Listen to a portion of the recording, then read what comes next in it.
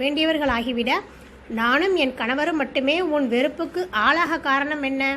அவர்களை அழைத்து கௌரவித்தது போல் எங்களையும் அழைத்து கௌரவிப்பது தானே முறை. அவ்விதம் செய்யாமல் இருந்தது ஏன் என்று துக்கத்தோடு கேட்டாள் தேவி. சுடலையில் பேய்களுடன் கூத்தாடும் அந்த பித்தனை விரும்பி நீ மணந்து கொண்டதால் என் வெறுப்புக்கு நீயும் ஆளானாய். உன் சகோதரிகளுடைய கணவர்களை பார், அவர்கள் என்னை மதித்து நடத்துகிறார்கள். உன் கணவர் என்னை மதிப்பதில்லை. எனக்கு அவமானத்தை உண்டாக்கும் செயல்களை புரிந்தான். ஆதலால் உங்களிடம் எனக்கு அன்பு இல்லை.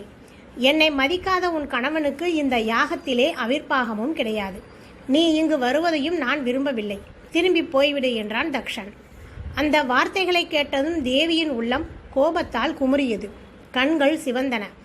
எரித்து விடுபவள் போல் தந்தையை பார்த்தாள். அருகிலிருந்த விமலை என்ற தோழி சினத்தால் நடுங்கும் தேவியின் திருமேனியை மெல்ல தாங்கியபடி